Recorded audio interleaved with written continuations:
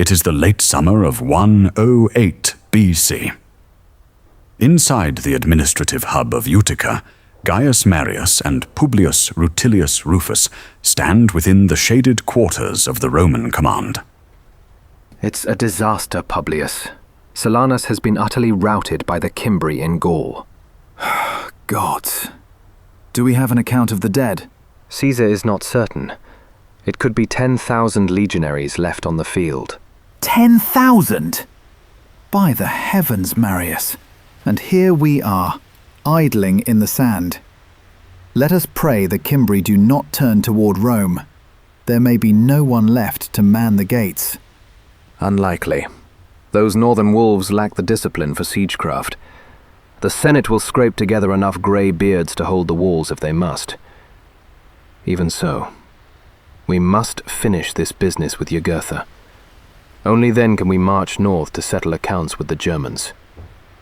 With winter approaching and the rains behind it, that will not be an easy endeavour. It would be if these Numidians fought like men of honour in the open field. Jugurtha is a fox, Gaius. He knows he cannot survive a pitched battle against our standards. He intends to bleed us, to wear us down. I am painfully aware.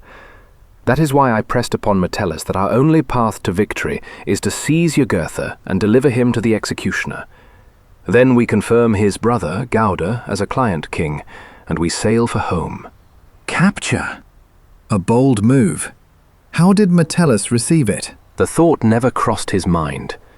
Metellus believes that if he simply reduces enough cities and burns enough harvests, the Numidians will bow. They will not. This country is too vast. We could never garrison its entirety. Our only path forward is through subterfuge. Hardly the Roman way. And yet, I find I agree with you. We will never pin him down in battle. Do you have a plan to capture him? Not yet. Metellus was prudent enough to see the logic of it. He sent word to Gauda for assistance, but the prince refuses to even meet with him now.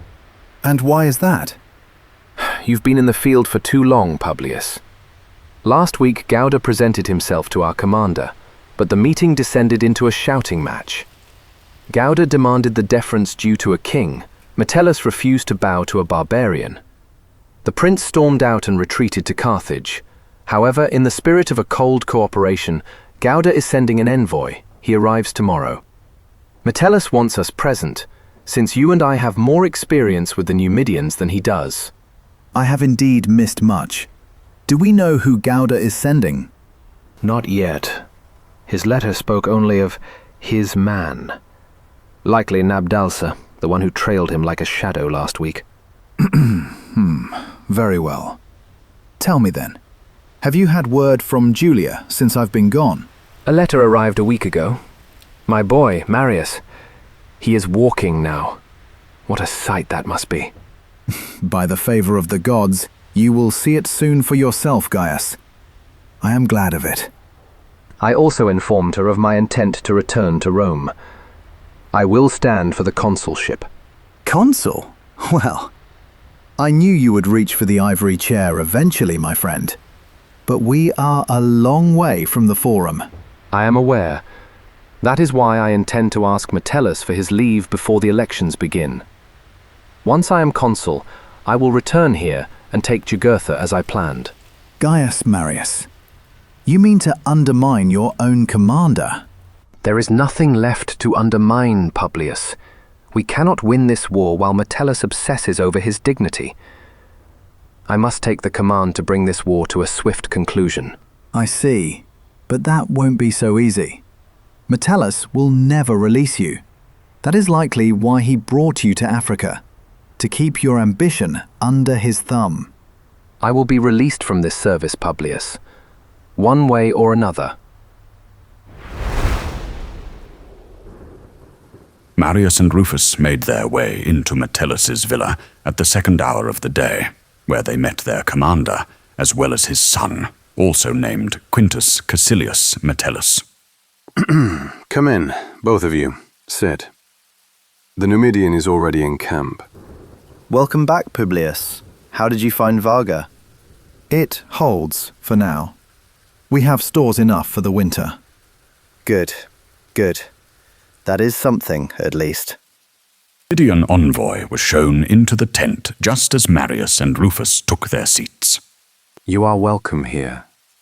Speak freely. I thank you, Dominus.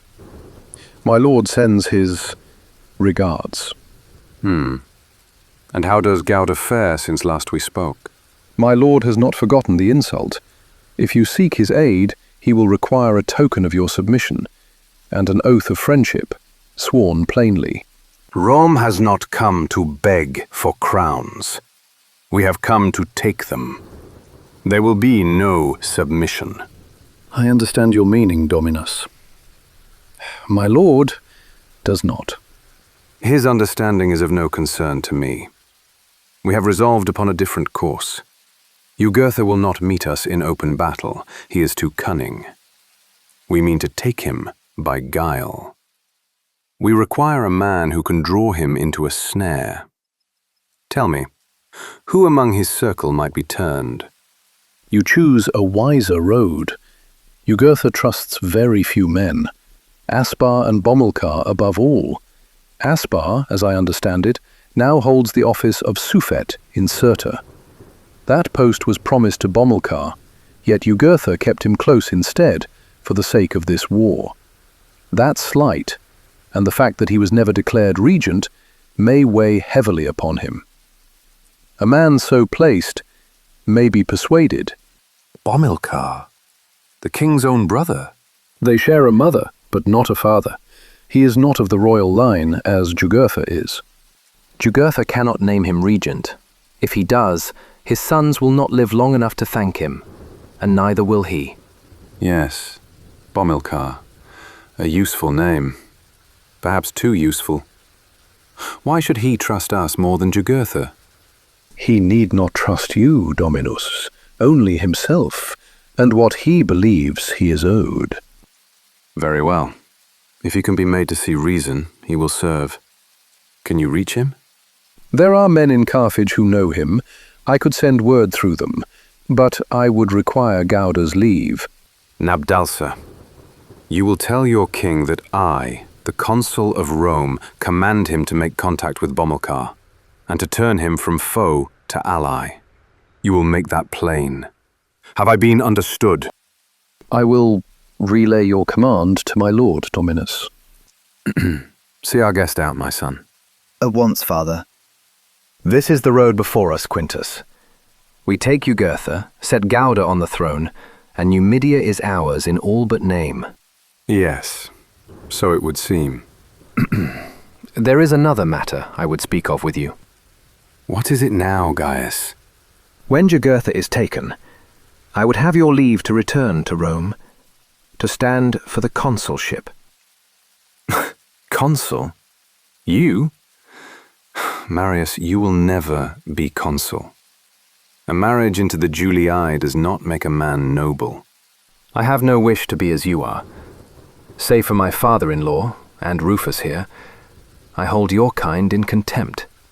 So, at last you speak plainly. We erred in ever admitting you to the Senate, the most illustrious body in the world, defiled by an outsider. I sit in that body by right, Metellus, no less than you.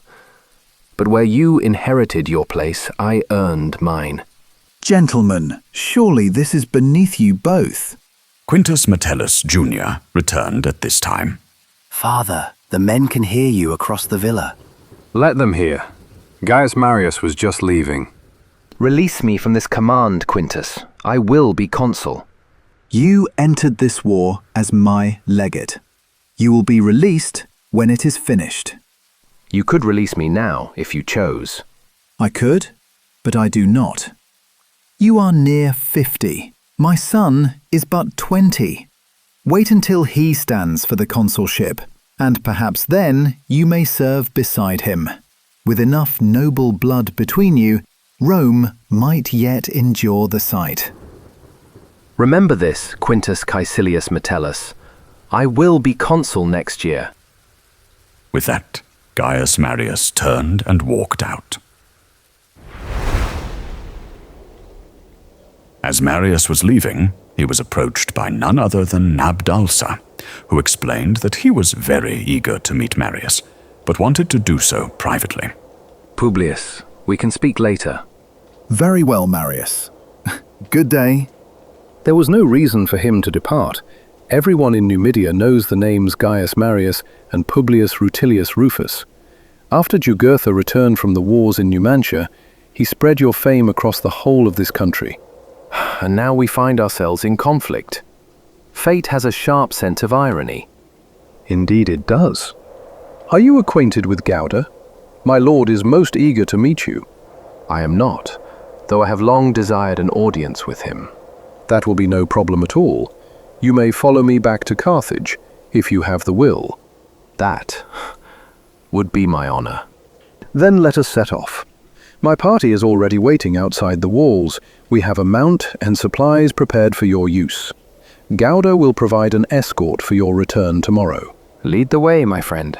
The party rode for half a day before reaching the ruins of Carthage. It had been destroyed 40 years earlier by Scipio Aemilianus, Marius's mentor in Numantia, but was currently being rebuilt as a Roman colony. Is this your first time beholding Carthage? It is, yes. I stood here with my father when I was 10. I remember the air. It did not smell of dust and cedar like Cirta, but of salt and 1,000 different spices I had no names for. To a boy from the hills, it was a dream of marble.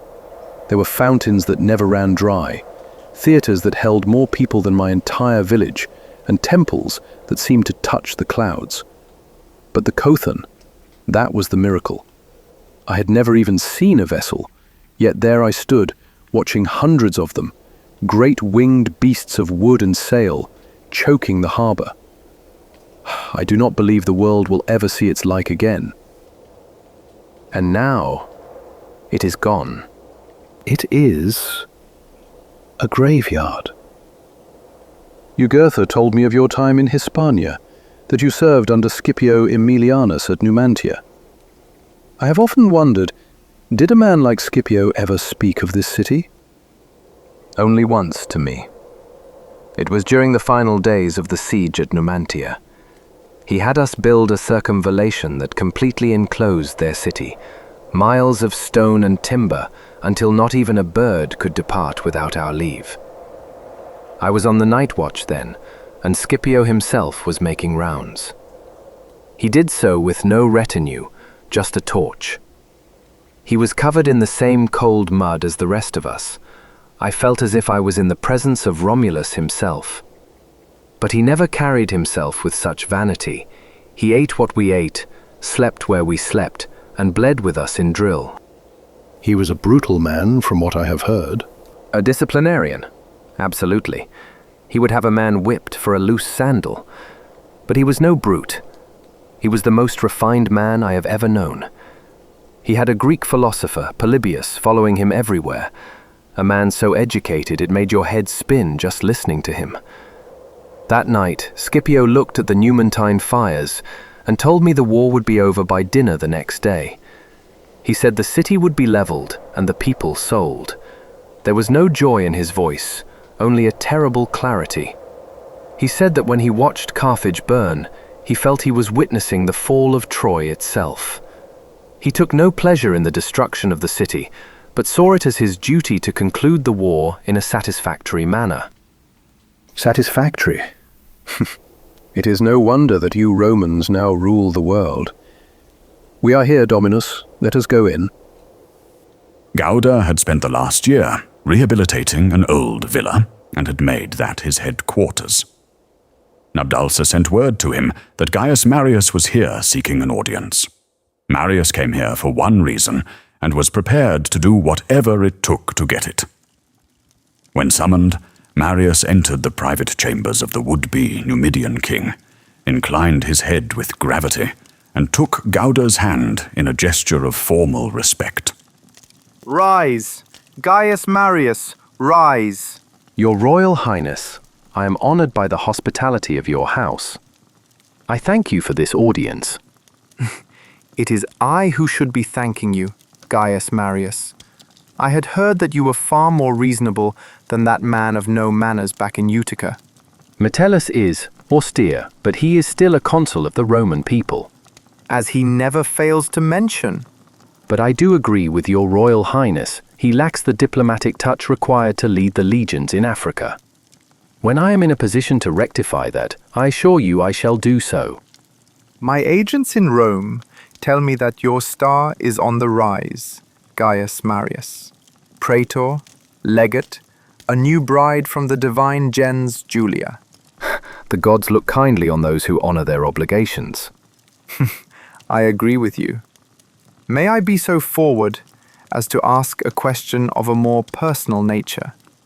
Of course, Your Highness. Why have you never sought to be consul? Do you not wish to be the first man in Rome? As it happens, Your Highness, I intend to stand for the office this very year. Well, that is news. If that is the case, why are you still in Africa? Should you not be in Rome preparing your canvas? Under normal circumstances, I would be. However, Metellus has not yet released me from his service, and I do not believe he intends to facilitate my departure. Well, that presents us with a problem. Would you not agree? Us? Us, Gaius Marius. I wish to enroll myself among your clients. I will help you, but when you are consul next year, you will help me. Forgive me for asking, but how exactly could you assist my cause? Numidia is a rich land. There are many Roman merchants here. I will send letters to the Senate informing them that Metellus has been failing his mandate, and that Rome's commercial relations with Numidia are at risk if this war is prolonged. I will also write to the most connected equestrians, the men who command the trade here, and inform them of the same. I could offer you gold as well, but from what I hear, your coffers are already well provisioned. An alliance, then? Mutual aid? Consider me interested. Once I help you secure your release from your duties here, you will win the consulship. Next year, you will take command from Metellus. Together, we will capture Jugurtha, and when we do, you will confirm me as king. From that point on, I will be your man in Africa. If you need anything done here, it will be done. If you require Numidian horsemen for campaigns elsewhere, it will be done. This could be a fruitful relationship indeed, my new friend. I was hoping you would say that. Stay the night here. Let us celebrate our new alliance. Tomorrow you can return to Utica, and Metellus will be none the wiser. A rare thing indeed to meet someone of such vision. Let us embrace as brothers.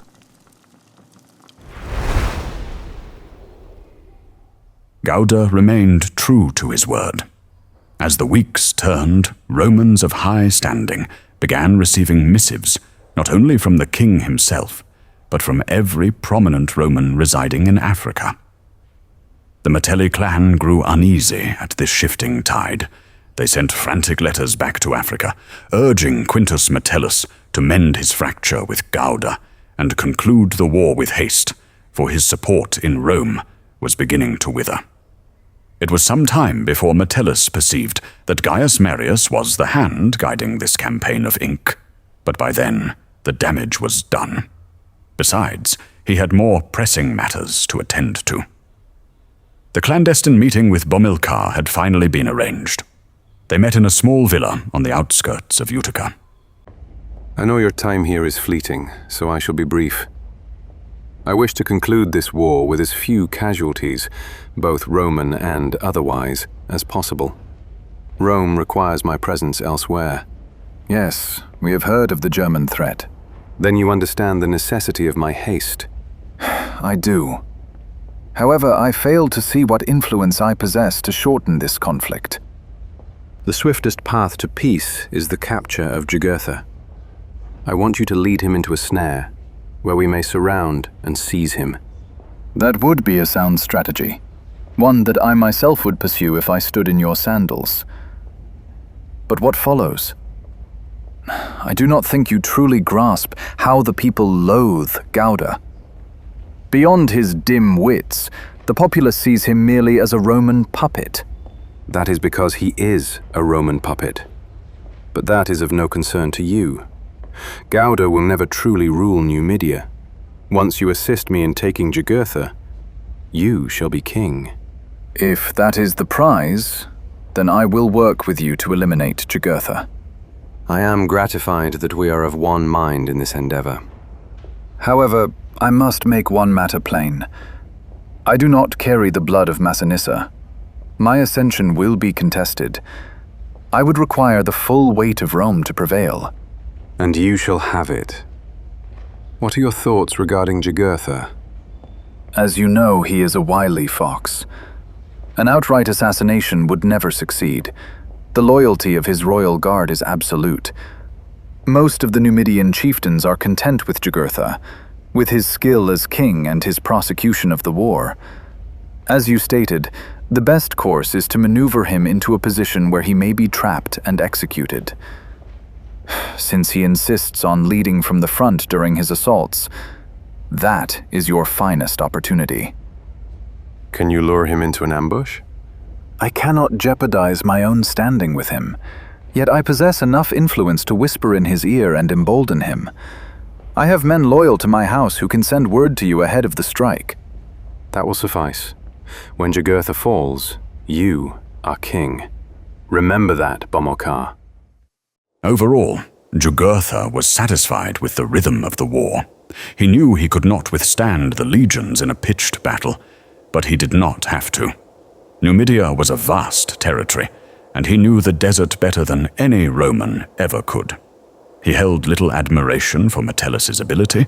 The man was too conventional, his only strategy being to besiege cities and taunt the Numidians into open combat. Gaius Marius, however, was inflicting real damage with his predatory raids. He was by far the more dangerous adversary. Even so, despite his belief that he was winning, Jugurtha sensed something was amiss. The Romans had not been as aggressive as was their custom of late. My brother, there is mischief afoot in our midst, sown by that traitorous wretch Gauda, no doubt. Mischief? Do you mean an attempt on your life? I do not know what I mean, not yet. Do you not feel it as well? No, my lord, I do not. Our men are loyal, and we currently remain beyond the Roman grasp. What of that last raid? The Romans moved as if they were expecting us. I am telling you, my brother, we have a spy in our camp. Who would dare do such a thing, my lord? The Romans are not a clever people. They are a wicked hammer. Battle is all they truly know. Subterfuge does not come easily to them. But rest assured, dear Bomilcar, I shall get to the root of this. Bomilcar managed to maneuver Jugurtha into 4 more traps, but each time the king's suspicions were raised, and he extricated himself to fight another day. Feeling the noose tighten about his throat, Jugurtha decided to abandon Numidia proper and moved his headquarters south into the deep desert, living from tent to tent. He found refuge in Capsa, a small but heavily fortified citadel that was incredibly remote, well beyond Roman reach.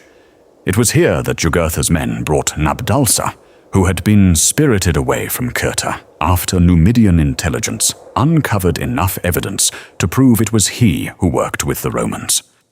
My dear Nabdalsa, you have played me for a fool. All this time I thought you a spineless little worm. Tell me, what did the Romans promise in exchange for your soul? Nabdalsa had been beaten so severely the king hardly recognized his features. He remained silent under the questioning. Your life is already forfeit, make no mistake. However, I can ensure the passing is swift and painless. Deliver your co-conspirators to me, and all this agony ends. Still, Nabdalsa said nothing. Very well. Put him to the torture. It did not take long after that for Nabdalsa to find his voice. My lord, it was Bomilcar. This became a most awkward affair, as Bomilcar was standing directly beside Jugurtha. Seize him, now! My lord, You... what? Now it was Bomilcar's turn to be struck speechless. Bind him beside the other. This was swiftly done, and then Jugurtha dismissed the rest of the guard. Why, Bomilcar? I can see the guilt written upon your face. Now tell me why. Now I am old enough to see, dear brother, how you have cheated me. I have been your most loyal shield my entire life. I have sought nothing beyond serving your throne. And what is my reward? When I arranged the death of Massiva for you in Rome last year, and you elevated me to Suffete of Cirta, I thought you had finally recognized my worth. But you broke your oath to me, and gave the station to Aspar. To suffer more indignity, you refused to name me regent of the crown. You will not even acknowledge me as your brother in the public eye. You have taken me for granted, brother, and now you stand alone. I know I shall never again see the sun. Be done with it. I needed you by my side, Bomilcar. Once the war was concluded, you would have remained Suffet as long as you drew breath. But you knew that already, and that was not enough for you. So you conspired against me in the most vile manner imaginable. Do not trouble yourself, however. This will be quick. I admit my failure. But I did not fail you. I failed myself. I should have plunged a blade into your back to be done with it. But no matter. Here I am, and there you remain. Reason enough to die. But yet, I caution you. Beware. Beware of what? The Romans? Speak. Bomilcar closed his eyes and accepted his fate. Jugurtha turned away and walked out. Kill them both. Send their heads to Cirta. Gaius Marius demanded to be released from Metellus' service at every opportunity, and had always been rebuffed. The election for consul was scheduled for mid-October. I must once again insist that I be released from your service to return to Rome. Enough. You shall not depart. You upstart, you will never sit the ivory chair. Do you fear the Roman people will back my cause? Is that the root of it? No true Roman would ever cast a tablet for you, Gaius Marius. I am not permitting your leave. Reconcile yourself to that truth. I will not betray my class to elevate you. The consulship is far above your station. The man who sits the curule chair must be fit by birth, and the deeds of his ancestors, to excel. You possess neither. And so it went, until late autumn. Jugurtha still managed to evade every Roman party sent against him, and everyone realized that it would be another year, at least, for this war to conclude. Metellus began the march back to Cirta, after receiving word that Jugurtha had struck an alliance with Bocchus, the king of Mauritania, by marrying his daughter. The expected battle never came, however. And then, 10 days before the consular elections in Rome, Quintus Caecilius Metellus finally released Gaius Marius from service as senior legate in his legion. Begone, Gaius Marius. You will never reach the city in time, but rest assured, I have already sent word to Rome informing the Senate that I have released you only now, before the election. My tablets. Give me my formal documentation that I am discharged from service. Metellus handed over the papers. I also forgot to inform you that the Senate has already prorogued my governorship of Africa, as well as my command of the Numidian War, into the coming year. How wise of the Senate. Marius returned to his own quarters to prepare for departure. Publius Rufus came in. I heard you have been granted your leave. I have. I am departing now. He believes he has already prevailed, that I cannot reach Rome before the centuries gather. I fear he is correct, my friend. 10 days? Time is not an ally in this endeavor. Not only will I arrive in time, but I shall triumph. I have no doubt you have a great future ahead of you, Gaius. May the gods look favorably upon you. Marius made it from Cirta to Utica in less than 2 days, stopping for a few hours' rest here and there. At Utica, he outright purchased a fast sailing ship, along with all of its crew. At the crack of dawn the next day, his new crew set sail, and with favorable winds, made port in Ostia in just 3 days. He was back in Rome by noon on the 7th day. News of his miraculous crossing had preceded him, and there was already a crowd waiting for him when he reached the forum and dismounted in front of the Consul Servius Sulpicius Galba to register as a candidate. I hope you can excuse my travel attire, Servius, but I am here to register as a candidate for the consulship. Do you possess your discharge papers from Quintus Metellus? I do. Here they are. In that case, I gladly accept your name as a candidate. The next 3 days were a blur. He stopped only briefly in his home to greet his wife and son. He gave speeches in the taverns, in the forum, in the baths, in the temples. Wherever there was a gathering of the people, there was Gaius Marius. He was a more potent orator than most realized. Many people questioned him on all manner of policies, from the price of grain to the war in Numidia and the looming threat of the Germans in the north. The Metelli clan tried to undermine Marius at every opportunity, but this had little effect given Marius's popularity. The election itself was a rather quiet affair.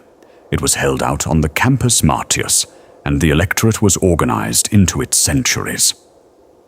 As voting commenced, it became clear that Lucius Cassius Longinus was going to come in first place, but second place was up in the air. It was a race between Gaius Marius and Quintus Lutatius Catulus Caesar. And finally, it happened. The second consul for the year 107 BC would be Gaius Marius,